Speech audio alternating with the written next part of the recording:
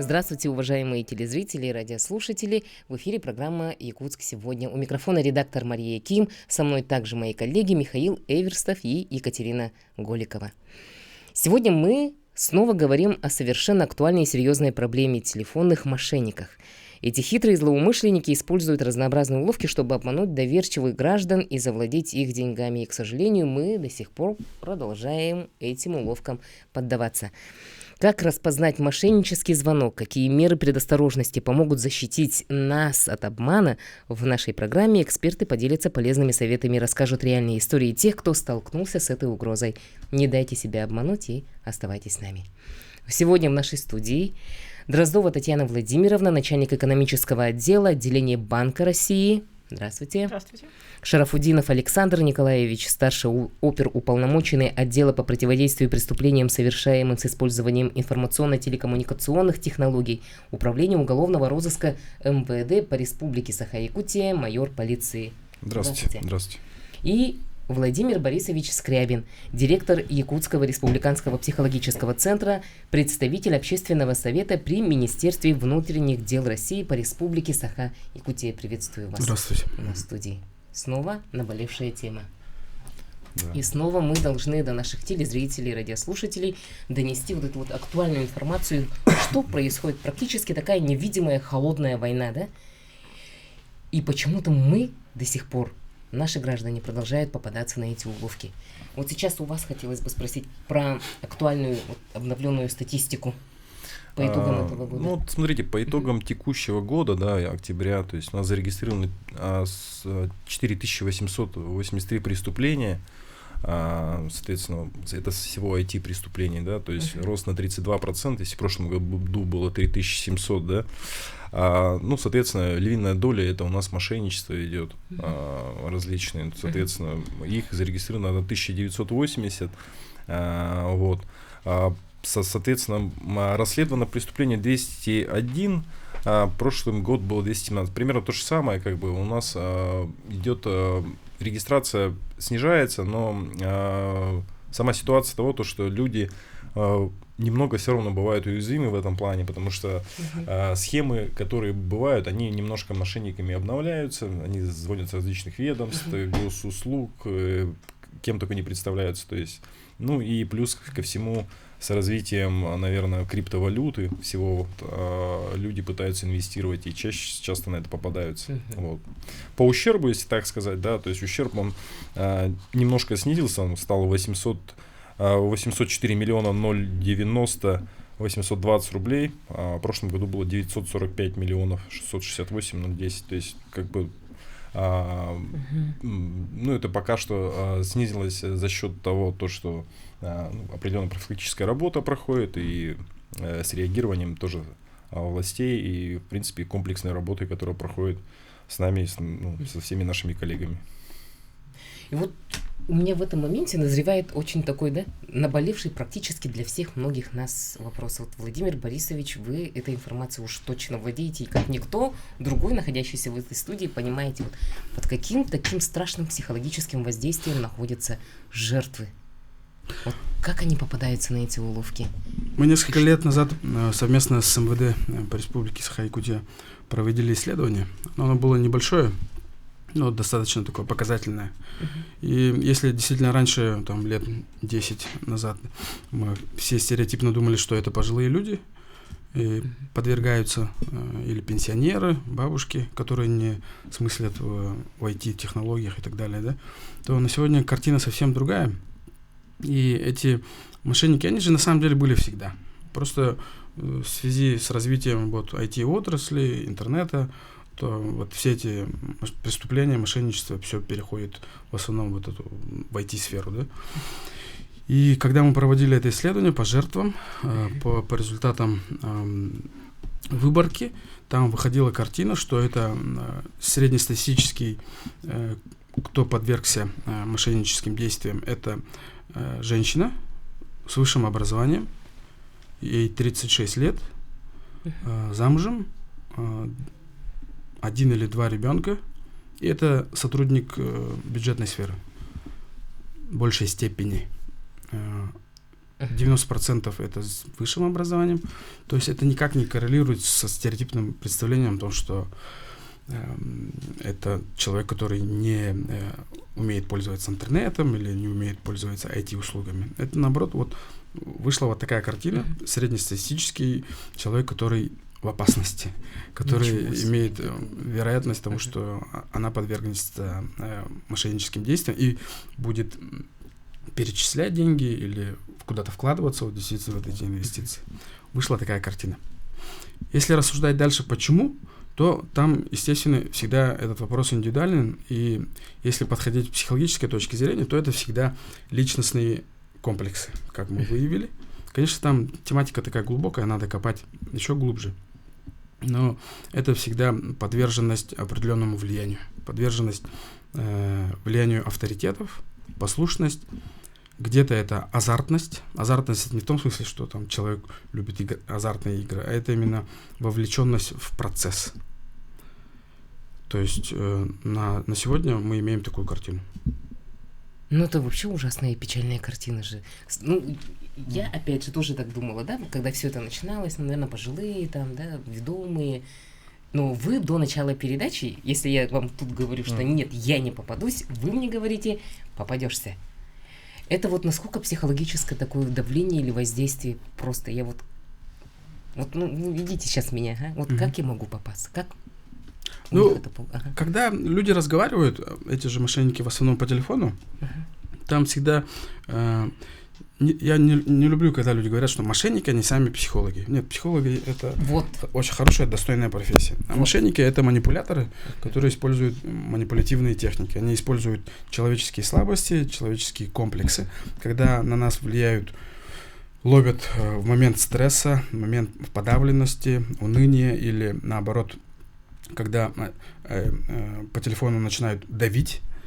Мы очень часто люди очень подвержены давлению, когда начинают ускорять процесс, то есть нужно быстро принять решение, то в определенной степени вот включаются наши комплексуальные сферы, и мы начинаем не то чтобы подыгрывать даже, а именно подключаться и выполнять все, что требует по телефону. Потому что это мы с детства привыкли слушать старших. И особенно, и действительно, если копать глубже, то это очень много влияет наш менталитет. Сейчас скажу, довольно поверхностно, наш российский, советский менталитет, когда нас учат с детства слушаться старших, или когда упоминаются высокие должности, что с это или с органов правоохранительных, то люди часто этому подвергаются. Это мое 90% неосознанное, да? Да, это бессознательное. Бессознательное. Это действительно наше бессознательное, то, что на поверхности вообще по исследованиям психологов говорит о том, что всего 10% того, что происходит с нами в жизни, осознается, остальное находится в сфере бессознательного. Ладно, хорошо, я принимаю это.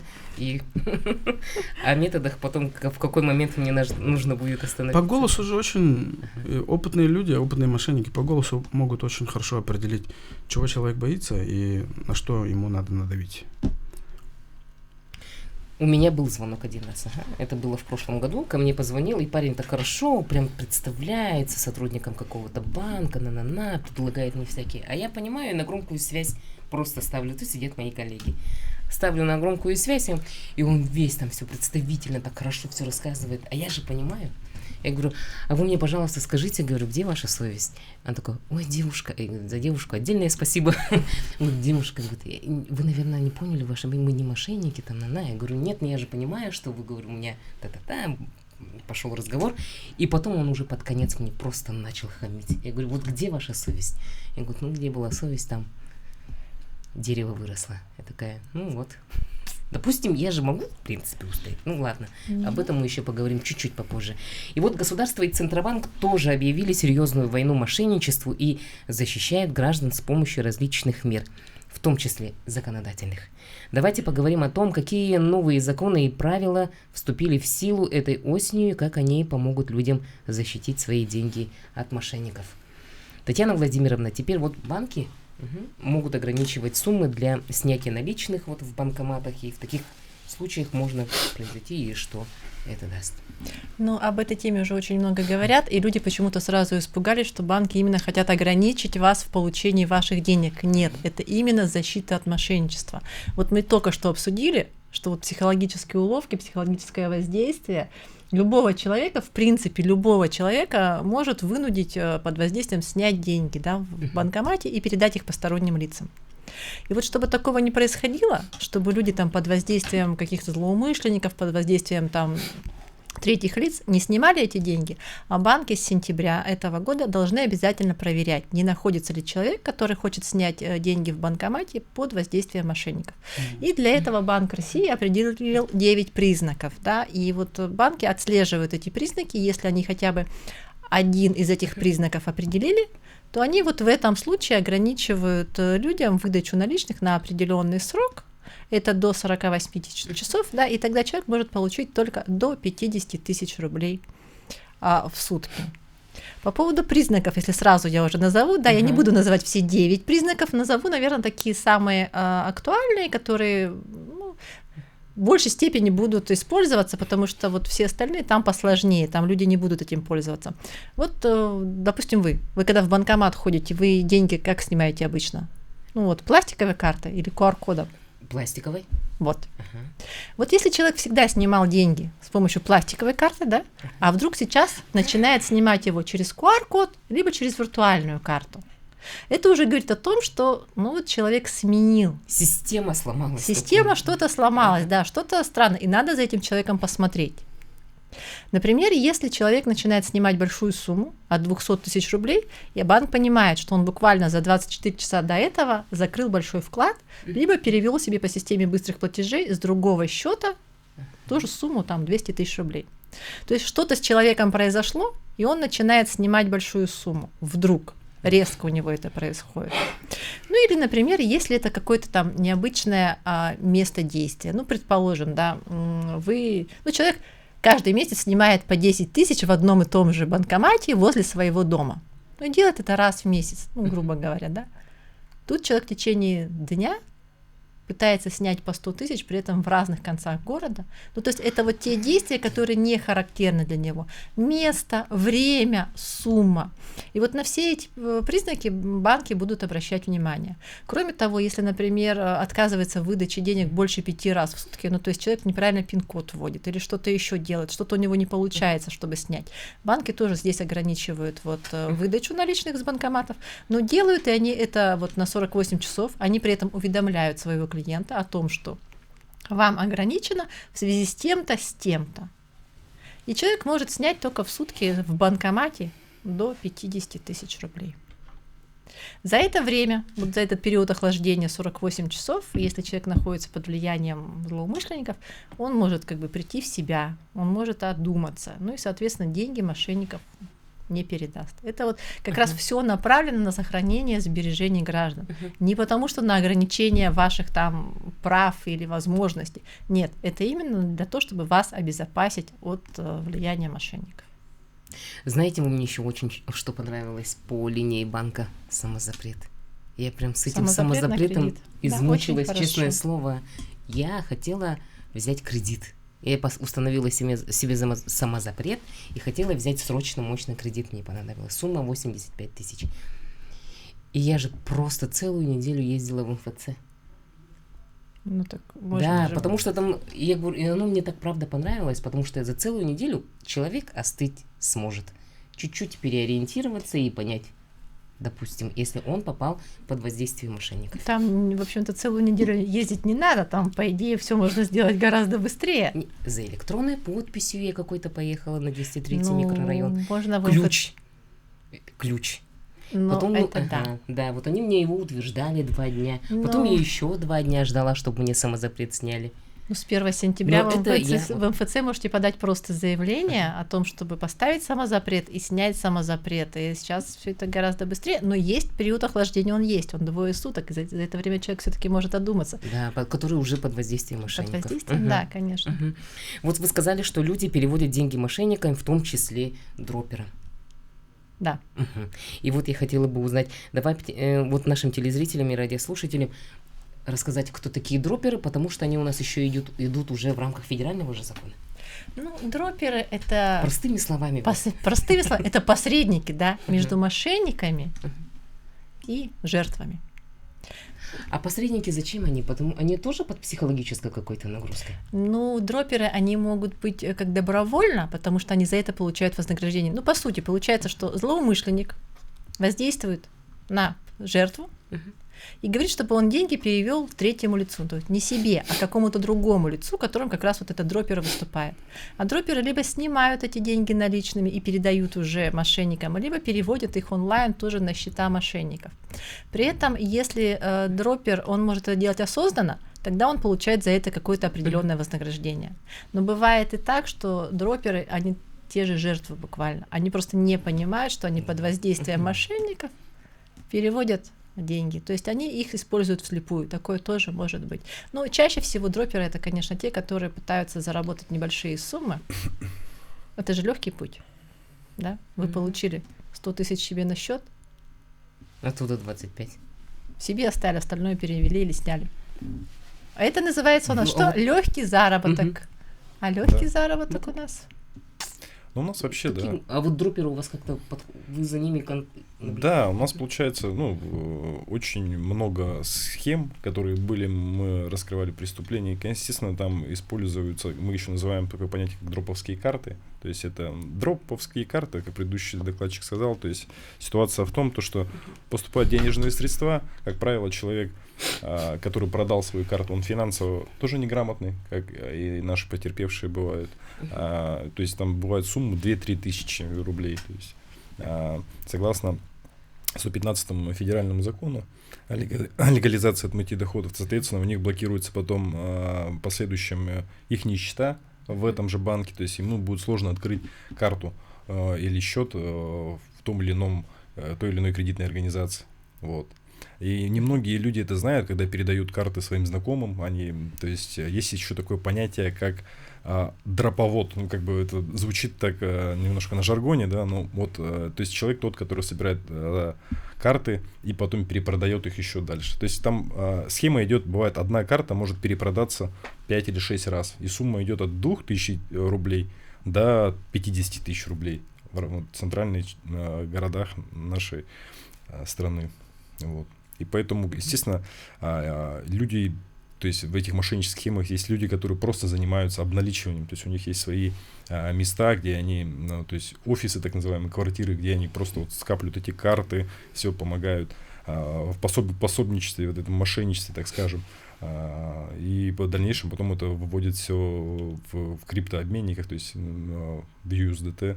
То есть USDT это, электронный доллар, да, если кто не знал там, да, то есть это в последующем как бы схем, которых использовать можно в мошенничестве, которые, точнее, как правильно сказать, вот люди, которые попадаются у нас, да, они чаще всего ограничены грамотно финансово. И когда к ним подходишь и объясняешь, да, там, какие-то моменты, они очень, видно, уязвимы в плане этого. То есть мы же об этом обсуждали, и в какой-то момент их действительно вот можно поймать на этом, так сказать. Ну тут вообще нужно понимать, да, что это, оказывается, очень масштабная преступная группировка, тут вообще целые схемы, системы. Ни для кого не секрет, это разрабатывалось уже очень давно, то есть эти люди, естественно, они думают, это осознанное преступление, то есть, естественно, они все знают моменты законодательства нашей страны. Ну, они же добровольно перечисляют, так, по сути это взять, они же добровольно перечисляют финансовые средства. Дело рук, может быть, самих утопающих тогда?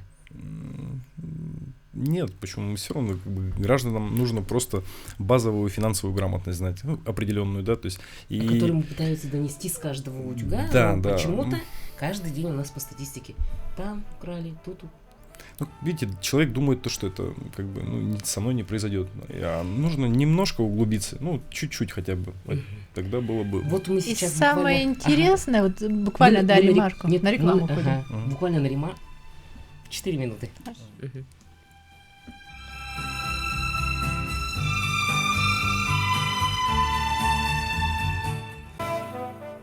Еще раз здравствуйте, уважаемые телезрители, радиослушатели. Мы возвращаемся к нашей беседе. Борьба с мошенниками у нас продолжается, и мы продолжаем агитировать всех. Просто, наверное, мне кажется, не брать телефоны с незнакомых номеров и не переходить по ссылкам. Ну, это как бы одна из эффективных мер.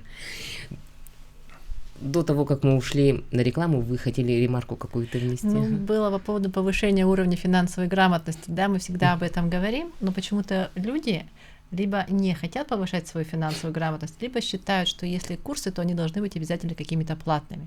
А на самом деле есть очень много бесплатных курсов, в том числе разработанных Банком России, которые действительно дают базовый уровень финансовых знаний. И не обязательно платить какие-то бешеные деньги за то, чтобы получить какие-то знания. Причем так часто за это, как раз за деньги попадаешь к мошенникам. Я права, да? Вот с инвестициями у нас как раз так бывает. Поэтому нужно смотреть, какие есть курсы такие базовые, абсолютно бесплатные, которые предоставляются госорганами. Это самые такие хорошие знания будете получать абсолютно бесплатно. И по времени абсолютно малозатратно. Не, ну мы же все считаем себя крайне умными. Да. Мы не попадемся. Нет. Нет, никогда. Хотя и надо этот тест у вас пройти. Обязательно. Я свой этот же узнаю. Да. Допустим, я попалась на уловку мошенников. Я взяла кредит, там, 1300-500, перечислила им всем. Потом я понимаю, что я в итоге-то попалась на уловки мошенников, прибегаю к вам, пишу заявление. Вы это заявление принимаете, и уже как бы возвращаясь в свою обычную жизнь, я же понимаю, что у меня есть обязательства перед банком. Будут у меня какие-то там, типа, отлагательные сроки, потому что я стала жертвой мошенников там или еще что-то. Или я прям исправно обязана погашать. Но я же буду спорить с банками. Нет, я же попалась под уловки мошенников. Ну, смотрите, вы приходите, пишете заявление, после у нас есть 10 дней, да, на принятие решений.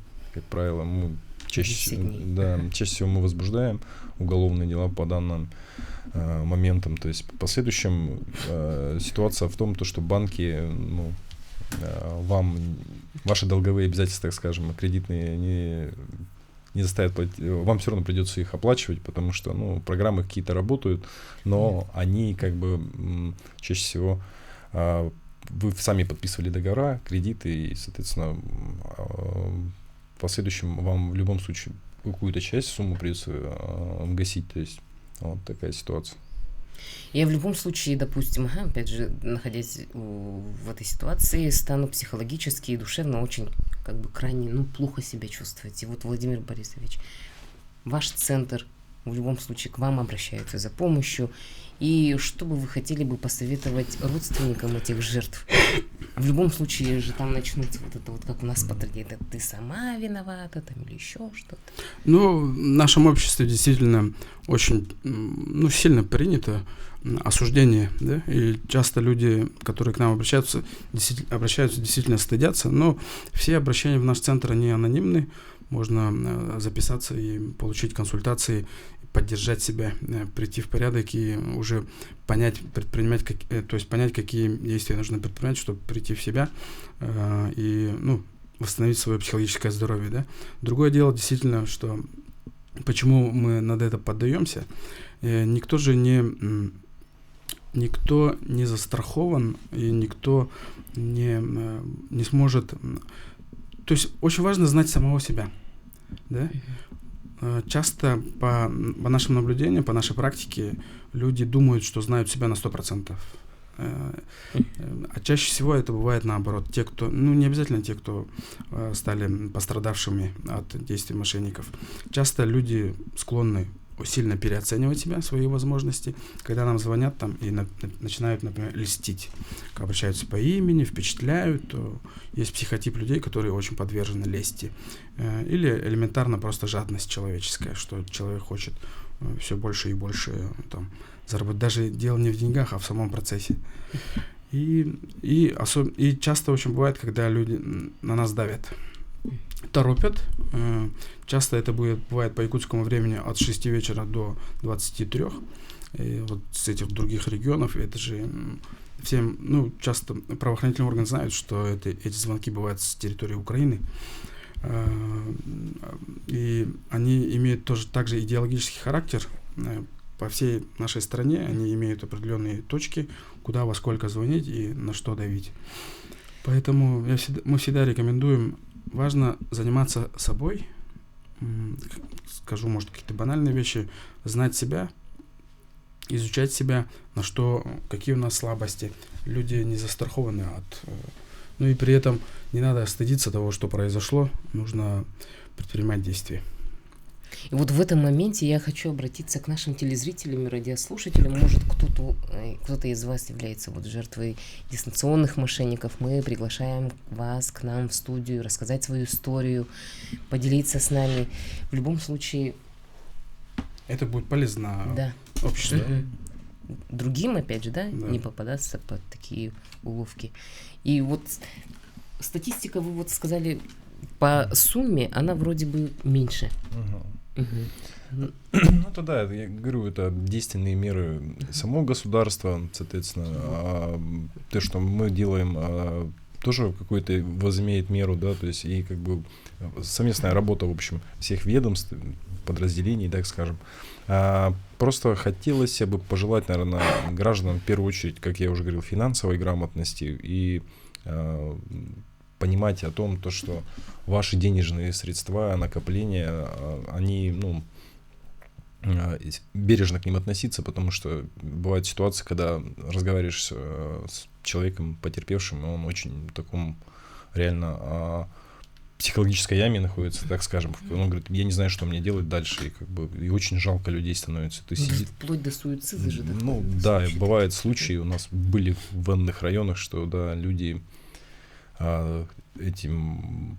такое бывало, так скажем, неприятная ситуация, и моменты очень сложные, и просто тут все схемы мошеннические, которые, есть, описать сложно будет за один эфир, то есть они распространены, есть мошенников самих и обучают различным мошенничествам, типа как фишинг, допустим, это поддельные сайты, допустим, у нас есть сайт MVideo какой-нибудь, они просто берут делают такую же обложку, все, и в дальнейшем человек переходит, нажимает что-нибудь скачать, и потом у него происходит, он вводит номер карты, все CV-код, и все у него списывается, то есть это самая уже давно рабочая схема, то есть и по объявлениям, по всем, то есть и людям хотелось бы еще раз сказать, всегда, думайте в первую очередь, то, что с развитием интернета всегда вы сможете где-то найти мошенника. Вот и все. Вместе с теми же мошенниками много у нас со временем идет и государство, и Нацбанк, у нас национальный проект, в этом направлении тоже активно работает. И сейчас у нас новые же с осени начались меры.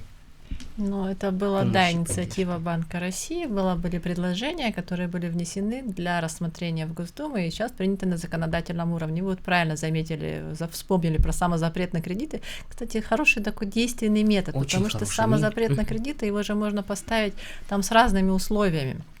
Так как вам выгодно, можно полный самозапрет поставить, можно только на дистанционное кредитование поставить, можно только на банки, только на МФО.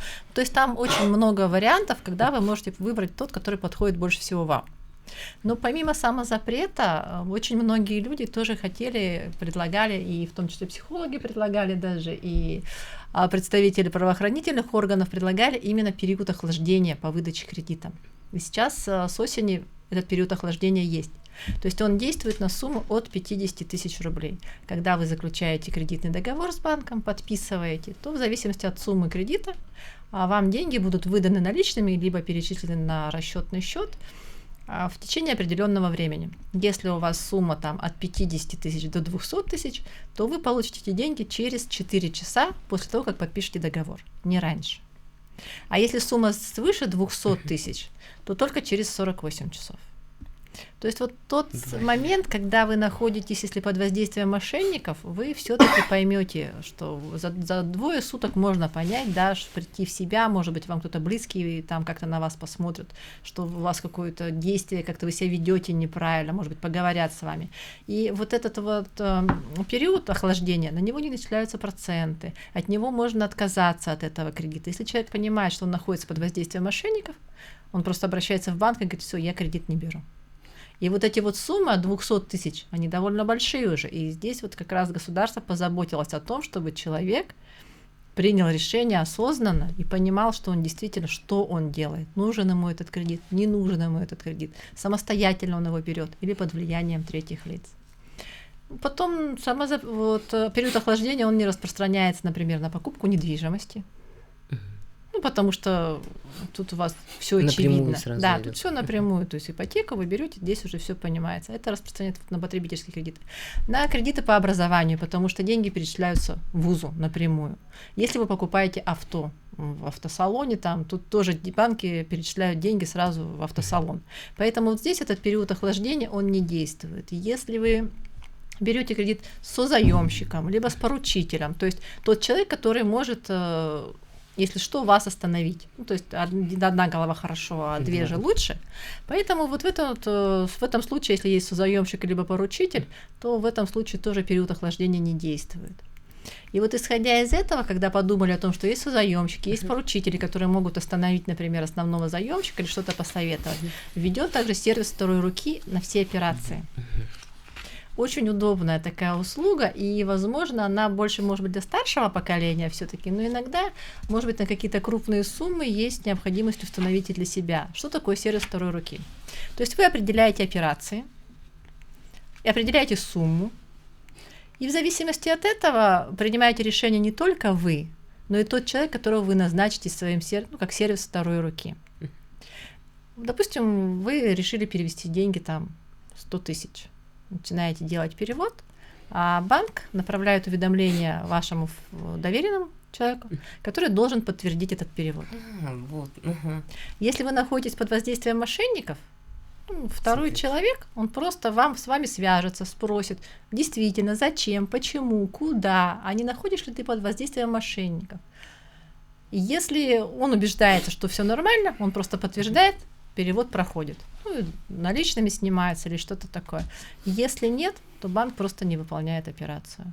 Если в течение 12 часов от сервиса второй руки, допустим, второго человека не поступает информация, вообще никакая информация, ни подтверждение, ни отклонение, банк операцию не проводит.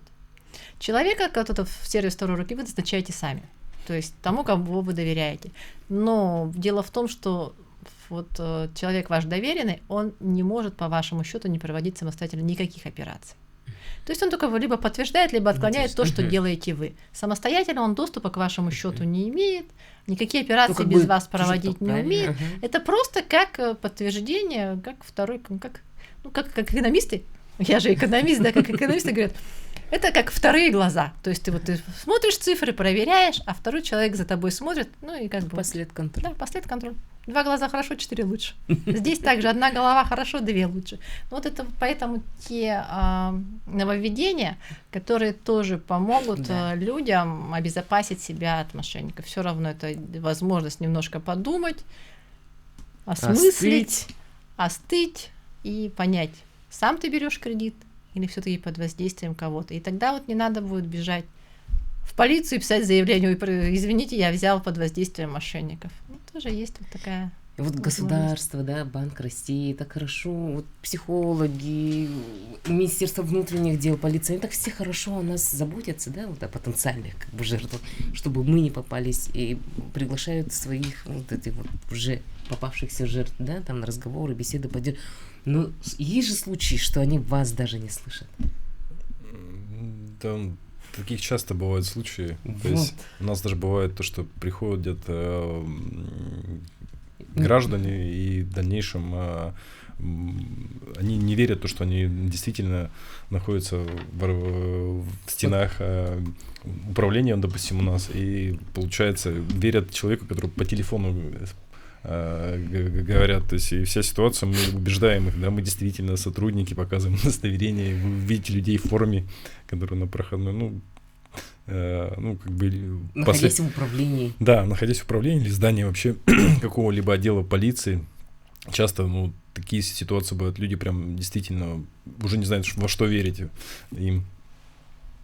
Буквально вчера в рамках Дня сотрудников отдела внутренних дел прошло награждение, где замминистра Евгений Радин наградил таксиста. Его зовут Вячеслав, я вот фамилию, к сожалению, не запомнила. Он в октябре месяце спас пожилого человека, подвозил пассажира. И во время того, когда он его вез, он чувствует, что тот пассажир, пожилой мужчина, сидит и на линии с мошенниками. И практически он, вот этот вот пожилой мужчина, чуть ли не потерял 1 миллион рублей. Таксист сработал. Понял, что вот сейчас этот вот пожилой человек находится на линии с мошенниками, отвез его домой обратно. И супруге объяснил, что вот, мол, так и так и так. Вот я хочу, чтобы все наши телезрители и радиослушатели, да, прислушивались к тем, кто рядом, да, к своим близким, которые хотят их защитить, к сотрудникам к полиции, Министерства внутренних дел, к психологам, к отделению Банка России, чтобы они были все такие, как вот начеку, как Вячеслав, и спасали наших земляков от неминуемых практически. Я считаю, что это шаг в бездну. Да, действительно, это очень важно. Я сам тоже видел, как сотрудники банка одного, когда к банкомату подходил, что видит, что человек на телефоне, и эти сотрудники, молодые женщины, подходили и спрашивали, что происходит. Да? И я видел прям натурально, что, видимо, увели от действий мошенников. Вовлеченность сотрудников разных направлений, действительно, эмоциональная вовлеченность в эти вопросы и участливость — это очень действительно важно. Необходимо это развивать, как я до этого сказал, что вот эта общая картина женщина 36 лет. Это, почти что я. Такой высокий, имеет высокий фактор риска, поскольку все покупки проходят, там этот Валберес, там бесконечный Инстаграм этот ужасный. Который у нас признан экстремистским. Там везде же можно проследить информацию, что чем человек заинтересован, и проследить, как на него можно воздействовать. Важно развивать все направления, и правоохранительные органы. И я знаю, что в наш регион еще на самом деле вы озвучили цифры, которые, почти миллиард, да? Это не самые страшные цифры по всем регионам страны. Наше руководство республики в том числе делает внимание к работе психологов, это по профилактике. В этом месяце у нас будет форум психологов Республики Саха-Якутия. Призываю всех коллег объединяться и разрабатывать. Нужно проводить исследования, чтобы органы те же действовали точечно. Прости, Владимир Борисович, мы уходим уже. Все, к сожалению, наше время практически уже истекло. До свидания, телезрители и радиослушатели.